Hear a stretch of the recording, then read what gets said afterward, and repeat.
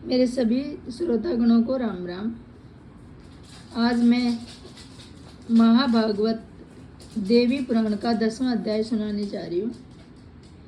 श्री महादेव जी बोले, इसके बाद ब्रह्मा जी के पुत्र मुनि श्रेष्ठ नारद जी ने कैलाश पर्वत पर आकर देवादि त्रिलोचन शिव जी से आंखों में आंसू भर के कहा, देव आपको नमस्कार है। महेश्वर, मैं नारद दक्ष प्रजापति के घर से आया हूँ। आपने यह समाचार सुना है या नहीं कि आपकी प्राण प्रिय स्त्री दक्ष प्रजापति के यज्ञ में गई हुई थी। वहाँ आपकी निंदा सुनकर उन्होंने क्रोधित होकर अपना देह त्याग दिया। दक्ष सती ऐसा बार बार आक्षेप करके पुण्य करके यज्ञ करने में लग गए और देवगण आहुति ग्रहण करने लगे। नारद के मुख से यह महान कष्टकारी बात सुनकर 3 नेत्रों वाले देवादिदेव शिव ने शोकाकुल होकर दुखी होकर बहुत तरह से विलाप किया। हे सती, मुझे शोक सागर में छोड़कर तुम कहाँ चली गई हो? अब मैं तुम्हारे बिना कैसे जीवित रहूँगा? पिता के घर जाने के लिए मैंने तुम्हें अनेक तरह से रोका था।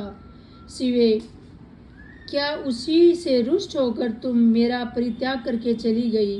महामुने इस प्रकार बुरी तरह से विलाप कर लाल लाल नेत्रों तथा मुख वाले त्रिलोचन महादेव अत्यंत कुपित हो उठे।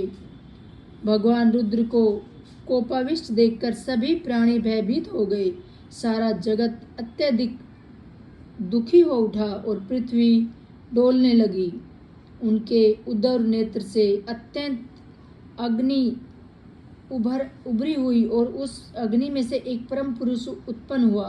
विशाल विग्रह धारण करते हुए वह कालांतक यमराज के समान प्रतीत हो रहा था और प्रज्वलित अग्नि से सुफलिंगों की आभा वाले 3 भयानक नेत्रों से युक्त था। वह अपने समस्त अंगों में विभूति धारण किए हुए था। अपने ललाट पर उसने अद्र चंद्रमा को मुकुट की भांति धारण कर रखा था और मध्याह्नकालीन करोड़ों सूर्यों की आभा तथा जटाजूट से उनका मस्तक सुशोभित हो रहा था। देवादिदेव महेश्वर महादेव को प्रणाम करके तथा 3 बार उनकी प्रदक्षिणा कर उसने दोनों हाथ जोड़कर उनसे कहा, पिताजी, मैं क्या करूं? यदि आप मुझे आज्ञा प्रदान करें तो मैं अभी आधे क्षण में इस चराचर ब्रह्मांड को नष्ट कर डालूंगा। क्या इंद्र आदि श्रेष्ठ देवताओं को उनके बाल पकड़कर आपके सामने ला दूं? विभो, यदि आप कहे तो मैं यमराज को भी मार डालूं। महेशान, यह मेरी प्रतिज्ञा है कि मैं आपसे यह सच सच कह रहा हूँ। जिसके समन के लिए आप मुझे इस समय कहेंगे मैं उसका समन कर लूँगा, चाहे वह सुरश्रेष्ठ इंद्र ही क्यों न हो। यदि वैकुंठ विष्णु भी उसकी सहायता करने लगेंगे तो मैं आपकी आज्ञा से उन्हें भी कुंठित अस्त्र वाला कर दूंगा। शिवजी बोले, तुम्हारा नाम वीरभद्र है और तुम प्रथम गणों के अधिपति हो।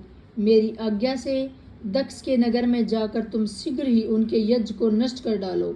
वत्स, मेरा परित्याग करके जो देवतागण वहाँ गए हैं उस दक्ष की सहायता कर रहे हैं। मेरी आज्ञा से तुम उनका भी निग्रह करो। मेरी निंदा करने में संलग्न दक्ष प्रजापति का भी मुख काट डालो। पुत्र, वहाँ शीघ्र जाओ, विलंब मत करो। वीरभद्र ने ऐसा कहकर त्रिनेत्रधारी महादेव शिव ने लंबी सांसें छोड़ी और उनसे हजारों शिवगणा उत्पन्न हो गए। वे सब के सब भयंकर कर्म करने वाले तथा युद्ध विद्या में पूर्ण परंगत थे। वे अपने हाथों में गदा, खड़ा, मुशल, प्रास, त्रिशूल तथा पाषण आदि अस्त्र लिए हुए थे।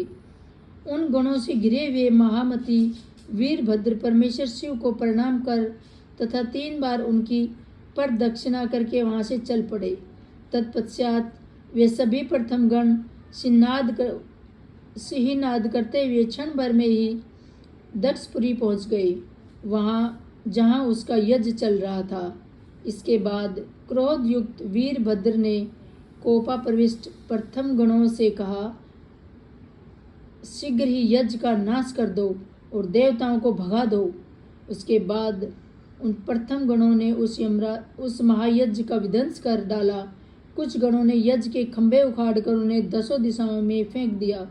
किसी ने यज्ञ कुंड की अग्नि बुझा दी तो अन्य गण हव्य खाने लगे और क्रोध से लाल लाल आंखें वाले कुछ गण देवताओं को खदेड़ने लगे।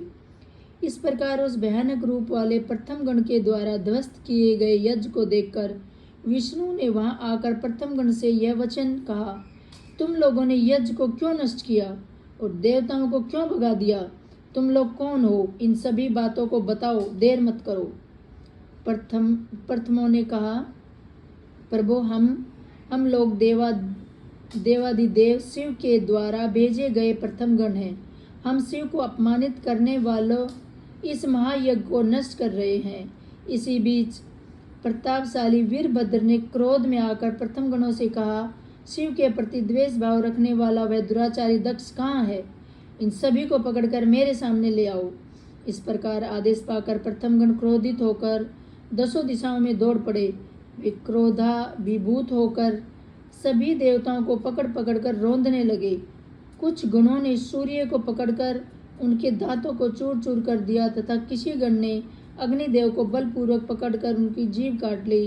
किसी ने भय के मारे भागते हुए मर्ग रूपधारी यज्ञ पुरुष का सिर काट लिया और किसी ने देवी सरस्वती की नाक काट ली। किसी गण ने आर्या माँ की दोनों भुजाएं काट डाली तो दूसरे गण ने अंगिरा ऋषि का ओष्ठ ही काट डाला। किसी गण ने यम, नेत्रक तथा वरुण देव को बांध लिया। ब्राह्मणों को देखकर उन विनयपूर्वक प्रणाम करके प्रथम गणों ने कहा, विप्रगण, आप लोग भय का त्याग कीजिए और यहाँ से चले जाइए। उसे सुनते ही सभी ब्राह्मण यज्ञ के पात्र, वस्त्र, अलंकार आदि लेकर अपने अपने घर चले गए। परम बुद्धिमान इंद्र ने मोर का रूप धारण कर लिया और उड़कर पर्वत पर जाकर छिपकर यह सब कौतुक देखने लगा। इस प्रकार प्रथम गण के द्वारा भगा दिए गए श्रेष्ठ देवताओं को देखकर नारायण विष्णु मौन होकर मन ही मन सोचने लगा, यह मूर्ख बुद्धि दक्ष शिव से द्वेष करते हुए यज्ञ कर रहा है। तब यदि उसे वैसा फल नहीं मिलता तो वेद वचन ही निरर्थक हो जाता। शिव के प्रति दक्ष का द्वेष होने से निसंदेह मेरे प्रति भी उसका द्वेष भाव ही हुआ, क्योंकि मैं ही शिव हूँ और शिव ही विष्णु है। इस प्रकार हम दोनों में कोई भेद नहीं है। मैं दक्ष के द्वारा इस विष्णु रूप के विशेष रूप से पार्थिक हुआ और महादेव के रूप में निंदित भी मैं ही हुआ हूँ। इसका भी 2 प्रकार का भाव है। यह कर्म तथा मन से 2 तरह का भाव रखता है। अतः मैं भी अब वही करूँगा। मैं विष्णु रूप में रक्षक और शिव रूप से संहार बनूंगा। इस प्रकार स्नेह मिश्रित युद्ध करके और फिर उसमें पराजित होकर स्वयं रुद्र रूप से उस दक्ष का समन भी करूंगा, इसमें संदेह नहीं है। इसके बाद मैं देवताओं को साथ लेकर यज्ञ पूर्ण करूंगा। यही विष्णु की आराधना का फल होगा। इस प्रकार मन में निश्चय करके शंख, चक्र तथा गदा धारण करने वाले भगवान विष्णु ने प्रथम गणों को रोक दिया और वे सिन्नाद करने लगे। इसके बाद वीरभद्र ने क्रोधित होकर सनातन विष्णु से कहा, विष्णु, आप ही यज्ञपति है, ऐसी श्रुतियाँ कहती है। इस महायज्ञ में शिव की निंदा करने वाला वह दुराचारी दक्ष कहाँ है? उसे आप स्वयं लाकर मेरे हवाले कर दीजिए, नहीं तो आप मेरे साथ युद्ध कीजिए। प्राय विशिष्ट शिव भक्तों में आप अग्रणी हैं और आप ही शिव के प्रति द्वेष भाव रखने वालों के हित के लिए तत्पर भी दिखाई दे रहे हैं। तत्पश्चात विष्णु ने मुस्कुराकर कहा, मैं तुम्हारे साथ युद्ध करूंगा। मुझे युद्ध में पराजित कर दक्ष को ले जाओ और मैं भी तुम्हारा पराक्रम देखता हूँ। और मैं कल सुनाऊंगी, क्योंकि ये भागवत कथा बहुत बड़ी हो जाती है।